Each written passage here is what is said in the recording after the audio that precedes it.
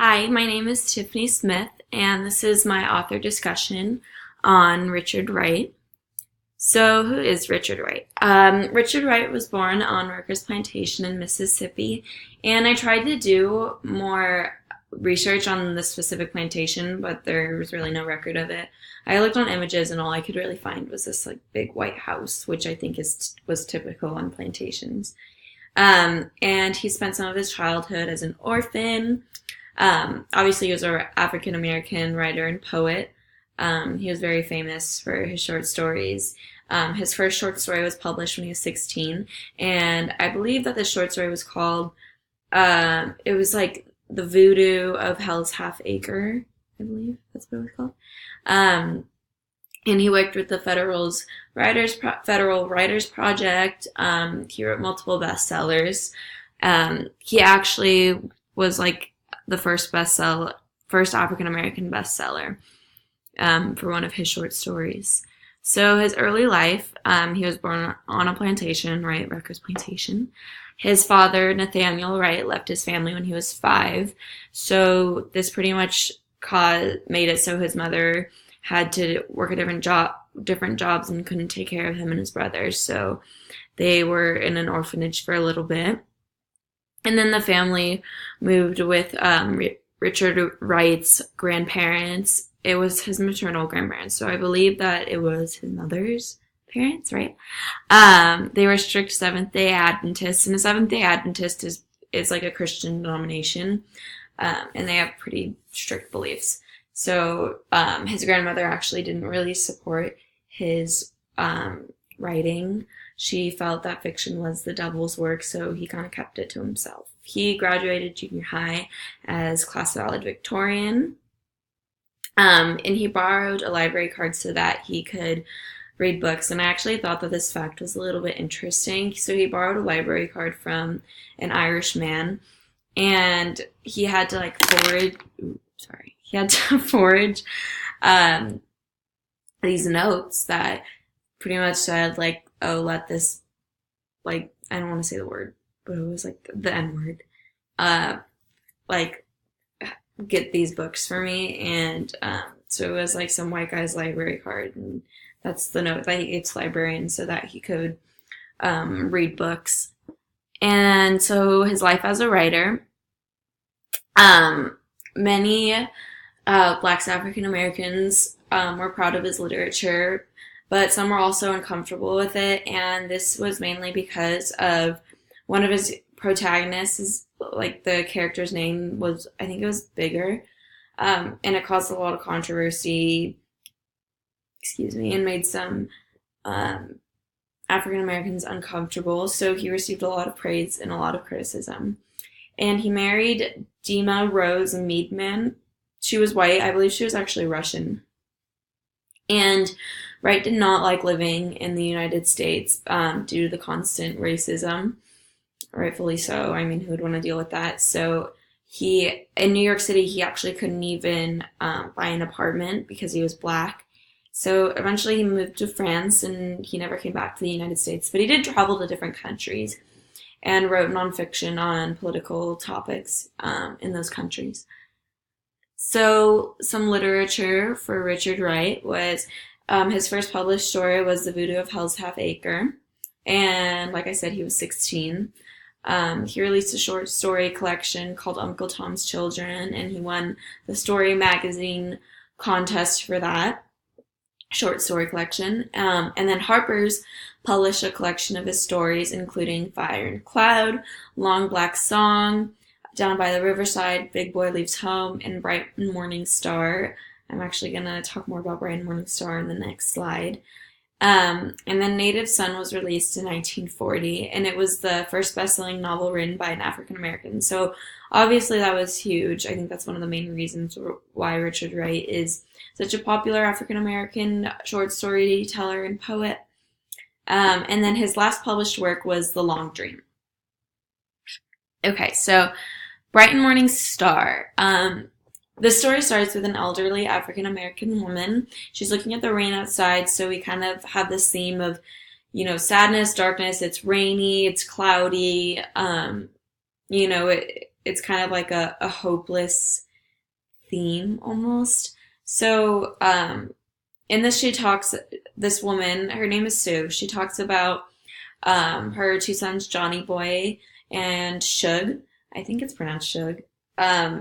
And Shug was caught a year ago by the sheriff while trying to, so both of her sons were involved in a movement to end racism, and her son Shug was caught by the sheriff when he was trying to, he was out trying to tell people about a meeting, and that's what Johnny Boy is doing right now, her other son. So it kind of brings her back to when her son Shug got caught by the sheriff and was arrested and beaten pretty badly. The quote at the bottom I have, it says, "And that was just what Shug had been doing when the sheriff had caught him, beat him, and tried to make him tell him who his comrades were." So she's telling us about her son Shug, and now Johnny Boy's doing what her son Shug was doing a year ago when he got caught. So it causes a lot of stress for her, so she tries to distract herself by ironing. Ironing is kind of like her getaway from all of what had happened. And then while she's ironing, a little girl, white girl, she's white, Reva, comes knocking on the door and tells Sue that the sheriff knows about the secret meeting that is supposed to happen tomorrow. But Johnny Boy still isn't back, so, and now everyone needs to be warned about the sheriff's knowledge about the meeting, otherwise they'll all get caught. And there's white and black people that are involved in this movement to try and end the racism, which is what the meeting is about. So now they need to find a way to warn everyone that the sheriff knows, and that's pretty much where the reading ends. So we're kind of left with this, so what happened to Johnny Boy? Does Reva get to warn all the people? Do people get caught? So we're left, it's a little bit of a cliffhanger. But overall the theme was very, sad and somber and kind of provided a different way of looking at things. It was from, a mom's perspective who had these two sons that were involved in this movement.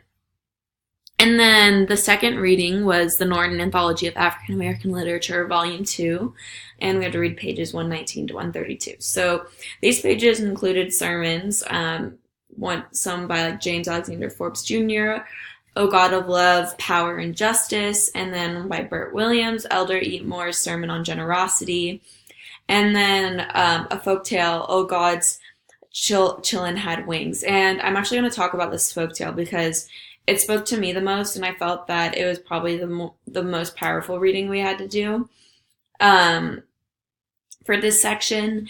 And it's pretty much about these slaves who are on this plantation. And on this plantation, they have, these slaves are working from, sun up to sundown. So, they're being worked to death. And it specifically talks about this one lady who had just given birth, so she really wasn't ready to come out and work this hard in the heat. She just got done childbearing. She needed to, rest more and get completely healthy, so she wasn't completely healthy. And she had her newborn actually on the plantation, working with her too. She was trying to breastfeed her newborn and trying to work on this field, and then she collapses. And the plantation keeper comes around and whips her. And then she looks up this old man and says, "Is it time?" And he says no, so she gets back up, and this happens a couple times. And then the last time, this is the quote I have at the bottom. It says, "Is it time yet, Daddy?" He answered, "Yes, daughter, the time has come. Go and peace be with you," and stretched out his arms toward her. And then she basically gets up and flies over the plantation. And I think that this is a metaphor, the old man is supposed to be God, and she says, "Is it time yet?" And he says, "Yes, it's time." So basically, she lets go and dies and goes to heaven, and now she's at peace.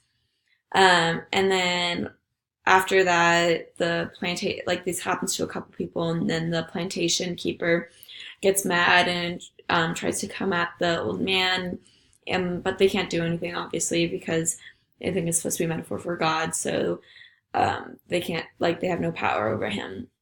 And then eventually the old man has all the slaves on that plantation fly. And so the theme, it's kind of like a hopeful, like happy theme. Like in the end, like they were all at peace because they all got to like fly away and they weren't in pain anymore.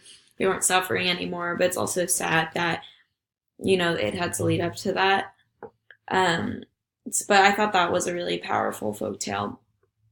It was probably my favorite reading that I've done this semester so far.